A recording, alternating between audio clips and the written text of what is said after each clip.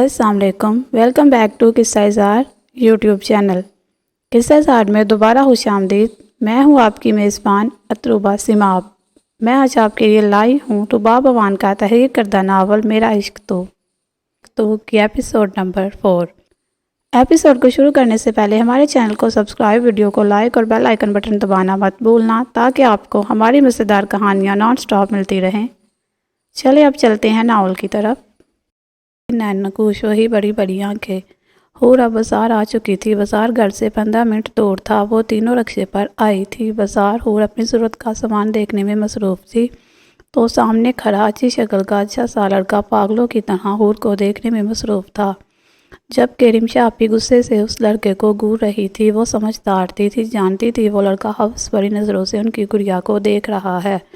غصے میں ہی وہ حور اور عشا کو لیے دوسری سائڈ چلی گئی تھی۔ حور کی ایک بازو عشا نے پکڑی تھی تو دوسری رمشا آپی نے۔ ان کو نانوں نے سختی سے کہا تھا کہ چھوٹی بہن کا خیال رکھنا، میری آبرو کو صحیح سلامت لانا واپس۔ حور بھی بازار میں بہت شوق سے ادھر ادھر خوبصورت چیزوں کو دیکھ رہی تھی۔ مارکیٹ کے باہر ہی تیز رفتار میں 5 چہکتی بلیک کلر کی گاڑیاں آ کر رک چکی تھیں۔ سب سے اگلی گاڑی کا گارڈ اترا تھا، اتر کر اپنی پچھلی سیٹ کا دروازہ کھولا تھا۔ دروازہ کھولتے ساتھ ہی پچھلی 4 گاڑیوں سے گارڈز نیچے اترے تھے، جن کے حلیوں سے ہی دیکھ کے لگ رہا تھا وہ گارڈز ہیں۔ پہلی گاڑی کی پچھلی سیٹ سے ایول اپنی شاہانہ چال چلتا ہوا اترا تھا۔ بلیک کلر کے مضبوط بوٹ، بلیک کلر کی جینز، اوپر بلیک ہی کلر کی شرٹ کے اوپر بلیک کوٹ پہنے وہ کوئی ماڈل لگ رہا تھا۔ اس کا گورا رنگ بلیک کلر میں مزید دمک رہا تھا۔ ہاتھوں پر ابھری ہوئی ہری نسیں دیکھنے والوں کو بار بار دیکھنے پہ مجبور کر رہی تھی۔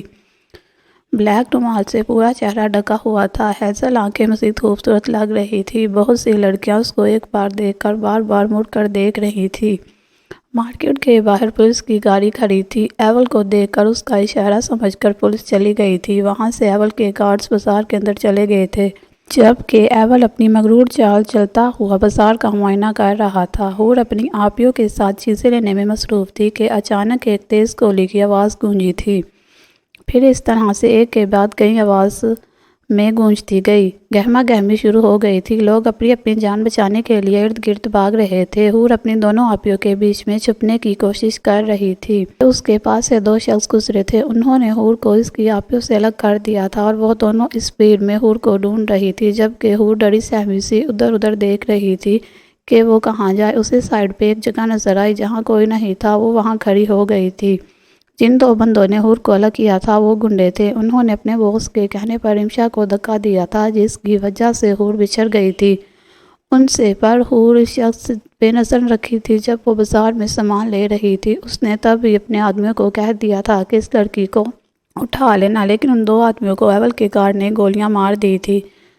وہ آدمی اب اپنی جان بچانے کے لیے بھاگ رہا تھا، مگر اس کی نظر کونے میں ڈری سہمی کھڑی لڑکی پر پڑی تھی۔ حور کو دیکھ کر وہ خباثت سے مسکرایا تھا۔ شریعہ خود ہی آ گئی شکاری کے پاس۔ حوث بڑی نظروں سے وہ حور کو دیکھ رہا تھا، جو کہ کانپ رہی تھی۔ اس آدمی کے قدم حور کی طرف بڑھ ہی رہے تھے کہ اچانک ٹھا کی آواز آئی تھی۔ اس آدمی کے چلتے قدموں کو بریک لگی تھی اور وہ لڑکھڑاتا ہوا زمین پر گرا تھا۔ وہ گولی ایول کی پستول سے نکلی تھی۔ ایول نے آگے بڑھ کر اپنے پستول کی ساری گولیاں اس آدمی کے جسم میں اتار دی تھی۔ اس کا وجود بے جان پڑا تھا۔ ایول اپنے بھاری قدم اٹھاتا ہوا اس لڑکی کی طرف بڑھ رہا تھا۔ حور کی جان نکل رہی تھی اس شخص کو دیکھ کر۔ ایول کے حور کے اتنے قریب پہنچ چکا تھا اور اس کی سانسوں کو اپنے پاس محسوس کر سکتی تھی۔ حور کا جسم ہولے ہولے کانپ رہا تھا، دل سوکھے پتے کی مانند لرز رہا تھا۔ یوں تو اس چھوٹی سی لڑکی کے بے حد بڑی بڑی کالی آنکھوں میں کھوس آ گیا تھا، جو کہ ان کی آنکھوں میں موٹے موٹے آنسو لیے کھڑی تھی۔ ایول جب مزید اس کے قریب ہوا تو دیوار سے جا لگی تھی۔ حور کی اس حرکت پہ ایول کے چہرے پر ایک خوبصورت مسکراہٹ آ گئی تھی۔ ایول نے حور کو بازو سے دبوچ لیا تھا۔ اس کو اس بے وقوف لڑکی پر بہت غصہ آ رہا تھا۔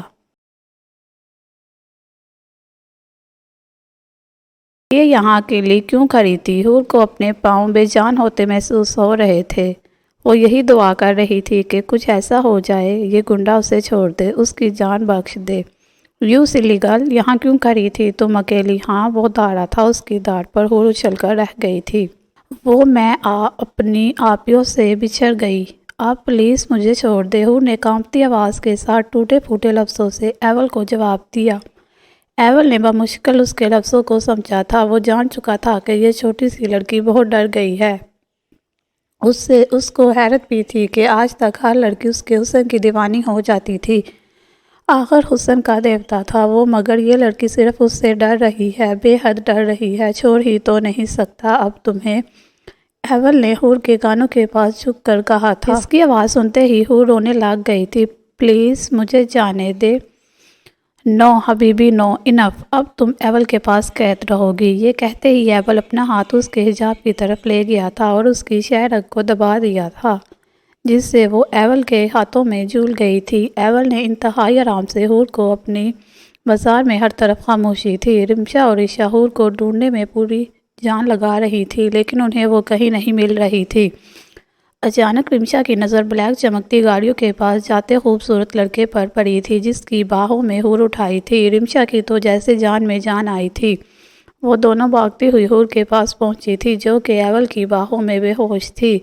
رک جاؤ، یہ ہماری بہن ہے، اسے ہمیں دے دو۔ ایول نے اپنے پیچھے سے آتی آواز کی طرف مڑ کر دیکھا جہاں رمشا بہت غصے میں ایول کو دیکھ رہی تھی۔ رمشا اور عشا دونوں ہی ایول کو دیکھتی رہ گئی تھی۔ آخر اتنا حسین بھی کوئی ہوتا ہے؟ شی از مائن، اب سے یہ میری ہے، صرف ایول کی، بھول جاؤ اسے۔ ایول بہت خیال رکھے گا تمہاری بہن کا۔ دل جو آ گیا ہے ایول کا، اس پر تم حور کو نہیں لے جا سکتے، یہ ہماری بہن ہے نا۔ نہ رونگ، یہ صرف میری ہے، صرف ایول کی۔ گارڈ اشارہ سمجھتے ہی رمشا اور عشا کی طرف بڑھے تھے۔ پستول دیکھتے ہی ان دونوں کی جان نکل رہی تھی۔ وہ اپنی جگہ سے 2 قدم پیچھے ہوئی تھی کہ گاڑیاں تیز رفتار سے دھول ان کے پاس چھوڑ کر چلی گئی تھی۔ وہ دونوں روتی ہوئی کر گئی تھی۔ آخر کیا جواب دیں گی نانو کو کہ ان کی آبرو کی حفاظت نہیں کر سکی؟ وہ گھر میں جاتے ہی انہوں نے جو بات سب کو بتائی، سب کے جیسے پاؤں تلے سے زمین نکل گئی تھی۔ قیامت سے پہلے ہی قیامت آ گئی تھی میر مینشن پر۔ ایول گاڑی میں بیٹھے حور کو اپنی باہوں میں لیے ایئرپورٹ کی طرف روانہ ہو رہا تھا۔ نہیں مان رہے تھے، اس لیے وہ اس لڑکے کے انتظار میں بیٹھی تھی پچھلے 10 سالوں سے۔ ہائے یہ کمبخت محبت چیز ہی ایسی ہے۔ جی تو فرینڈ، کیسی لگی آج کی ایپیسوڈ؟ کمنٹ سیکشن میں ضرور بتائیے گا۔ پھر حاضر ہوں گے ناول کی نیکسٹ ایپیسوڈ کے ساتھ۔ تب تک کے لیے اجازت، اپنا خیال رکھیے گا۔ اللہ حافظ۔